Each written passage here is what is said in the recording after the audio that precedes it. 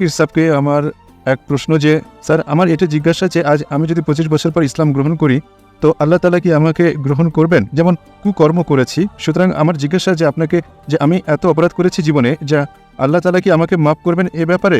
বললেন যে আপনার বয়স এখন 25 বছরে আপনি অনেক ভুল কাজ করেছেন, অন্যায় কাজ করেছেন। এখন যদি ইসলাম ধর্ম কবুল করেন তাহলে আল্লাহ তাআলা কি আপনাকে মাফ করবেন? আল্লাহ রাসূল বলেছেন, যদি এক ব্যক্তি যে কেউ হোক, যতই গুনাহ করুক, হোক মুশরিক, শিরকের চেয়ে বড় গুনাহ আর একটাও নেই, হোক আপনি ডাকাতি করেছেন, আমি বলছি না আমরা করি না, আমি এমনি বলছি আপনি করেননি সে তো ভালো কথা। যদি আপনি করেও থাকেন, চুরি করেন না, যদি করতেন বা যত বড় গুনাহই করতেন, ডাকাতি করেন, চুরি করেন, ব্যভিচারী করেন, যাই করেন আপনি করেননি, যে গুনাহই করেছেন এর চেয়ে ছোট হবে তা করে ফেলতেন। এবং আজ যদি আপনার জ্ঞানে আসে যে সেটা ভুল, আপনি ঈমান আনেন যে খোদা এক, তিনি ছাড়া কোনো মাবুদ নেই, মুহাম্মদ সাল্লাল্লাহু আলাইহি সাল্লাম শেষ পয়গম্বর, আজ আমাদের রাসূল বলেন যেন আপনি আজই জন্ম নিলেন, সকল গুনাহ মাফ। আমি কিন্তু বলতে পারি না এটা, আমি 45 বছর যাবত মুসলমান। জি আছে। আগে ভাই নামে মুসলিম ছিলাম, 21-22 বছর ধরে চর্চা করছি। এখন তো আমি নিজের বিশ্বাস হয়েছে, আমার আশা যে আমি মুসলিম। তা সত্ত্বেও আমিও ছোটখাটো ভুল করে থাকি, দোয়া করি যেন আল্লাহ তাআলা মাফ করেন, হোক ছোট ভুল বা বড় ভুল। আপনি যদি আজ সাক্ষ্য দেন, আপনি আমার চেয়ে ভালো হবেন। তারপর আবার ভিন্ন কথা, যদি আজ সাক্ষ্য দেন তো আল্লাহর রাসূল বলেন মুহাম্মদ সাল্লাল্লাহু আলাইহি সাল্লাম, যে ব্যক্তি সাক্ষ্য দেয় তার পিছনের সমস্ত গুনাহ মাফ, একেবারে পরিষ্কার, আপনি একেবারে মুক্ত। জি সাহেব, আপনি আপনার এক আলোচনা শুনেছি আমি, যাতে আপনি বলেছেন যে এক হিন্দু যে হয়ে থাকে তা তাদের এক ঋগ্বেদে আছে যে অন্তিম সংস্কার, এক প্রকার সংস্কার, যাতে বলা হয়েছে যে যখন হিন্দু মরে তো সে শেষ সময় আশহাদু আল্লাহ ইলাহা মুহাম্মাদ রাসূলুল্লাহ সে সংস্কৃতেও কিছু বলে ওই বিষয়ই। তো সাহেব আমার এটা প্রশ্ন যে মানুষ যখন মরে তার জীবনের শেষ মুহূর্তে সে যদি সেই সময় আল্লাহ তাআলাকে স্বীকার করে তো আল্লাহ তাআলা ওই সময় তার ইসলাম কবুল করবেন, কিংবা আল্লাহ তাআলা মেনে নেবেন যে সে ইসলামের ব্যক্তি? এটা ভালো প্রশ্ন হলো, যখন কোনো ব্যক্তি মারা যাচ্ছে তখন যদি ইসলাম কবুল করে সেটা গ্রহণযোগ্য হবে কিনা। সবচেয়ে বড় উদাহরণ হলো ফেরাউন এমন এক ব্যক্তি ছিল যে নিজেকে খোদা মনে করত, খুব শক্তিশালী, খুব সম্পদশালী ছিল। যখন সে যায় মুসা আলাইহিস সালামের পিছনে, মুসা আলাইহিস সালাম যখন তার লাঠি মারেন, নদী দুভাগ হয়ে যায়, তিনি চলে যান, ফেরাউন অনুসরণ করলে নদী আবার মিলে যায়। তখন সে বলে আল্লাহ লা ইলাহা ইল্লাল্লাহ। যখন কোনো লোক মৃত্যুর সময়, শেষ সময় ঈমান আনে, তখন তার ঈমান কবুল হয় না, কেননা সে মারা যাচ্ছে এজন্য।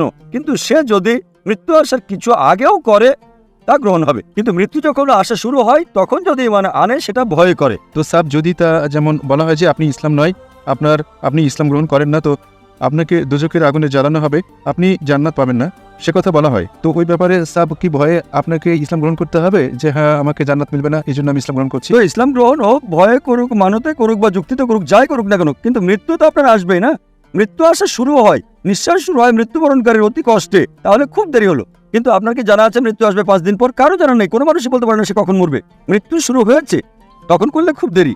তো এজন্যই সচেতনভাবে আজ আপনার জানা হলো যে হ্যাঁ ভাই ইসলাম সঠিক, তবে আপনি বলেন এখন ইসলাম কবুল করেন। আমি হয়তো আরো 10 বছর 20 বছর বাঁচবো, 20 বছরে বহুত দেরি, এখন গ্রহণ করলে হয়তো ছোটখাটো ভুল করে ফেলবো, তখন তো সমস্যায় পড়ে যাবো। তা আপনি পরিকল্পনা করেছেন আল্লাহর বিরুদ্ধে, এমন পরিকল্পনা করলে যদি মারা যান দোজখ। তার চেয়ে ভালো ইসলাম কবুল করেন, মেনে নেন, ছোটখাটো ভুল মাফ করবেন আল্লাহ। আপনি বুঝছেন তো, এই পরিকল্পনা আপনার বিশ্বাস হয়েছে।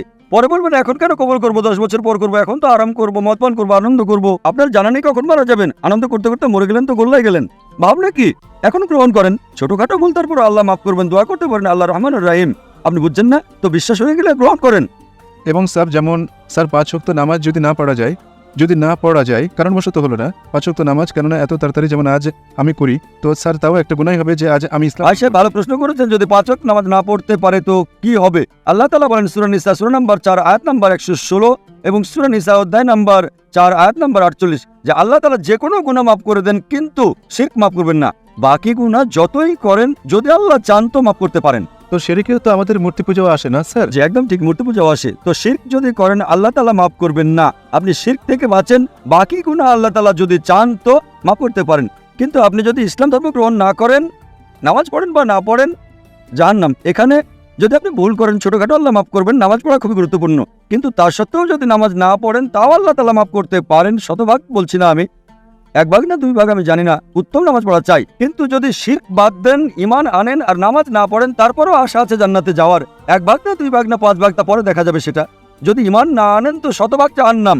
যদি আপনি ভুল করেন একটাও আপনার দায়িত্ব পালনে, উদাহরণস্বরূপ একজন মহিলা বড় গুনাহগার ছিল, হ্যাঁ শুনেছি আমি। শুনেছেন না? তো একটু একটু আল্লাহ তাআলা মাফ করতে পারেন, কিন্তু শিরক কখনো মাফ করবেন না। তো যা আমি বলতে চাই, আজ আপনি ঈমান আনতে চান কিনা? ইমান আসলে আমি একটি বিষয় অবশ্যই আপনাকে জিজ্ঞাসা করতে চেয়েছিলাম। সময় অবশ্য খুবই কম। জি হ্যাঁ, বাস এটাই আপনাকে জিজ্ঞাসা করবো যে স্যার আপনি বলছিলেন যে একজন হিন্দুর যে ভগবান সে অন্যের সাহায্য নিচ্ছে, অন্য ভগবানের সাহায্য নেয়, তো কেন উপস্থিত থাকা উচিত? আমাদের তো তার নিকটই প্রার্থনা করা উচিত। একদম আল্লাহ ঠিক। তাআলা তো শত্রুৎস। একদম ঠিক। তো আল্লাহ তাআলা আমাদের কেন এই বিষয় থেকে তা করায় না, প্রস্তুত কেন করার নাই যে হ্যাঁ ঠিক আছে নিতেশ নয়, আমি আহমদ হতাম, আমি ঠিক আহমদ হলে আমার ওইগুলো করতে হতো না। আচ্ছা এই বিষয় আল্লাহ তাআলা আপনাকে আহমেদ কেন বানান নাই, নীতিশ কেন বানালেন? আল্লাহ তাআলা আপনাকে পরীক্ষা করছেন, প্রশ্নপত্র দিলেন। যদি শিক্ষক সবাইকে প্রশ্নপত্র দিয়ে দেন তাহলে লাভ কি? আল্লাহ তাআলা জানতেন যে আপনি জাকিরের সাথে দেখা করবেন, না স্যার। তাই না? আমি জানতাম না, আল্লাহ তাআলা জানতেন যে আপনি জাকিরের ক্যাসেট দেখবেন, ঠিক কি না? জি। তো এখন আল্লাহ তাআলা আপনাকে পরীক্ষা করছেন যে জাকির সত্যের কথা বলার পরে আহমদ ছাড়েন, আপনি তো এখন নীতিশ না। আপনি কি করে জানলেন যে আহমদ জান্নাতে যাবে না দোজখে যাবে? হতে পারে ওই আহমদ নামের মুসলমান দোজখে যেতে পারে, আপনি তো নীতিশ ছিলেন।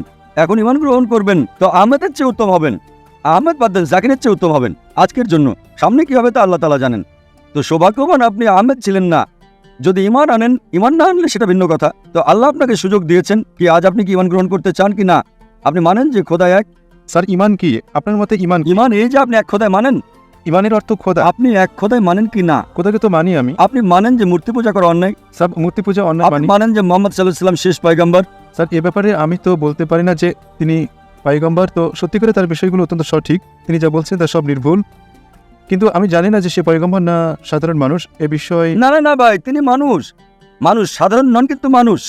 তিনি খেতেন, ঘুমাতেন, পরিশ্রম করতেন, কষ্ট হতো, মানুষ ছিলেন তিনি, কিন্তু একজন বাছাইকৃত মানুষ ছিলেন, সাধারণ মানুষ ছিলেন না। আল্লাহ তাকে মনোনীত করেছেন নিজের বার্তা প্রচারের জন্য। তো আপনাকে মানতে হবে যে তিনি মানুষ ছিলেন, কিন্তু সাধারণ মানুষ নন, তিনি ছিলেন পয়গম্বর। পয়গম্বর মানে এমন না যে তিনি মানুষ নন, পয়গম্বরও একজন মানুষ, কিন্তু আল্লাহর বাছাইকৃত মানুষ, যিনি মানুষের কাছে আল্লাহর বার্তা পৌঁছে দেন। আপনি মানেন যে তিনি মানুষ, যিনি মানুষকে বার্তা পৌঁছে দিতেন? জি স্যার তা তো মানি। তো তাকে বলে মুসলিম। এখন আপনি কি সাক্ষ্য দিতে চান? স্যার তা কোনো জোর নেই। জোর নেই। আপনি মানেন যে খোদা এক, জি হ্যাঁ। মানেন যে মূর্তি পূজা করা অন্যায় এবং মোহাম্মদ সাল্লাল্লাহু আলাইহি ওয়াসাল্লাম শেষ পয়গম্বর, মানুষ কিন্তু পয়গম্বর। তো আপনি আমার মতে মুসলিম। আগে আপনি চলতে থাকেন, নামাজ আস্তে আস্তে আসবে। তা মানেন আপনি? জি তা তো মানি আমি। মানেন? আপনাকে জোর করছে কেউ তাকে মানতে? না স্যার। তো আপনি বলতে চান আরবিতে? জি স্যার। আচ্ছা, কোনো জোর করছে না তো কেউ? না স্যার। কোনো আর্থিক চাপ না স্যার। অন্তর থেকে করছেন? জি। মাইক নম্বর 1-এ এক শিখ ভাই আছে, সেও ইসলাম গ্রহণ করতে চায়। একজন শিখ ভাই সাহেব, আপনার নাম কি? আমার নাম রমেশ সিং। রমেশ সিং। আপনি মানেন খোদা এক? নিশ্চয়ই আপনি মানেন যে মূর্তি পূজা অন্যায়? অন্যায়। আপনি মানেন মোহাম্মদ সাল্লাল্লাহু আলাইহি ওয়াসাল্লাম শেষ পয়গম্বর? নিশ্চয়ই নিশ্চয়ই। আপনাকে কেউ কি শক্তি বল প্রয়োগ করছে ইসলাম গ্রহণ করতে? না না, কোনো চাপ? আগে করতো কিন্তু এখন কেউই করে না। আচ্ছা, মাইক নাম্বার 5-এ কোনো অমুসলিম ভাই মুসলিম হতে চান? আমার নাম রাজেশ কুমার। মাশাআল্লাহ, এক শিখ ভাই আছেন, আরেক ভাই এখানে। আপনারা অন্তর দিয়ে গ্রহণ করতে চান? তো ইনশাআল্লাহ আমি আরবিতে বলছি, আপনারা বলেন। আশহাদু আল্লাহ ইলাহা ইল্লাল্লাহ ওয়া আশহাদু আন্না মুহাম্মাদান আবদুহু ওয়া রাসূলুহু। আমি সাক্ষ্য দিচ্ছি আমি সাক্ষ্য দিচ্ছি যে যে আল্লাহ আল্লাহ ছাড়া আর ছাড়া আর মাবুদ নেই, কোনো মাবুদ নেই এবং এবং মুহাম্মদ মুহাম্মদ সাল্লাল্লাহু সাল্লাল্লাহু আলাইহি ওয়াসাল্লাম আলাইহি ওয়াসাল্লাম সালাম। তার বান্দা তার বান্দা এবং পয়গম্বর। এবং পয়গম্বর। মাশাআল্লাহ, আপনারা মুসলমান হয়ে গেলেন। আমার নাম রাখেন। আপনার নাম কি এখন ভাই সাহেব? বর্তমানে কি নাম ছিল? বর্তমানে আমার নাম রাজেশ কুমার। রাজেশ কুমার। আপনার নাম রাজেশ কুমার ছিল। এখন আমার মাথায় যে নামটা আসে তা হলো বেলাল। আপনি আপনার নাম বেলাল রাখেন।